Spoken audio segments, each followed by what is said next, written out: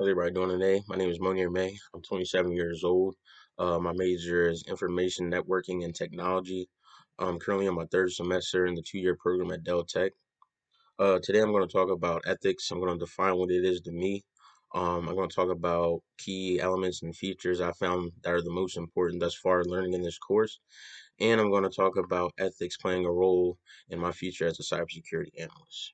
So, to define ethics, it's examining the beliefs surrounding what's good and what's bad around certain actions and decisions made by individuals. These beliefs include judgments, values, rules, principles, and theories. For example, professional in medicine, law, accounting, journalism, they all have a code of conduct or code of ethics they all follow to practice in their careers. When someone applies ethics, he or she is considering the right and wrong aspects of the decisions made. Ethics, for the most parts, are attached to the individual or group.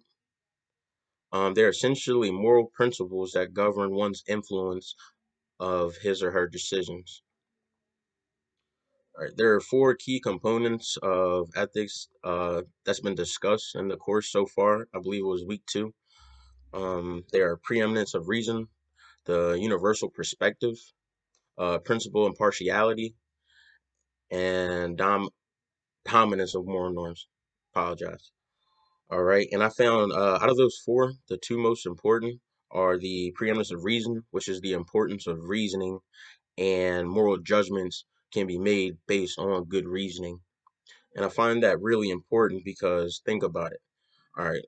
Someone could murder someone, and we all assume off the bat that it's morally wrong to murder someone, which, is correct to believe.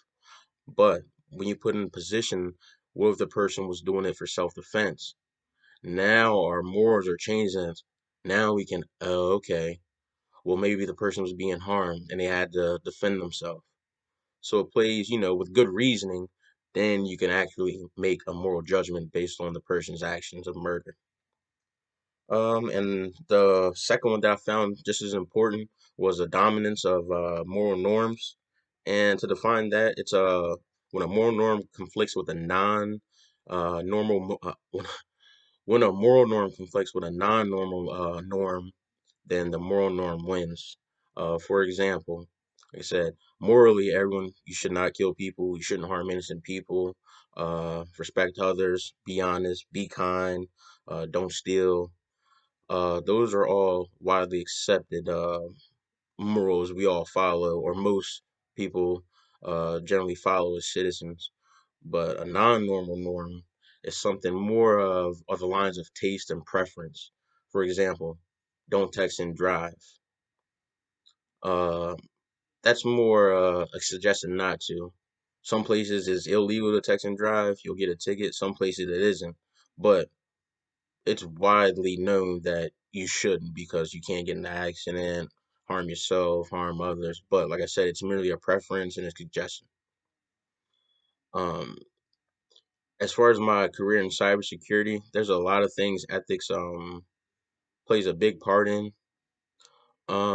IT benefits from accepted code of ethics that help guide behavior in the field. Many ethics issues mostly involve privacy. For example, should as a system administrator, you're given a lot of power in whatever company you might work for. So you have to ask yourself questions. Should you read an employee's email? Is it okay to read employee emails to ensure sensitive company information isn't being disclosed? Is it okay to monitor websites visited by coworkers? These are really not legal questions, as in some companies can allow system administrators to perform these actions because it is their company, it is their system, it is their software, but it's more on the ethical line of should whatever IT person is handling these matters should they do it more so than like it's not allowed because it can't be allowed. All right, so there's a term we learned called the slippery slope, which means from performing an action such as looking at company employee emails just for fun to increasingly unethical, which is making changes in said coworkers' emails, manipulating emails. Um, and then what happens is a person could decide to do this, and but it could be for their reasoning to gain status, higher status in the company, to blackmail the person, embarrass the person. Um, and there's different things farther lines that becomes more unethical as like you're pursuing information unethically as an IT analyst. For example, um, you find out there's company trade secrets and you leave to work for a rival company. So is it unethical for you to remember that knowledge or print it out and remember it so you can use that knowledge at the new company to outsmart your previous company that you worked for? Um, and the documents that you read, say you find that the company is violating government regulations and statewide regulations. Uh, are you morally obligated to turn them in, or you're ethically bound to respect the company's use of privacy?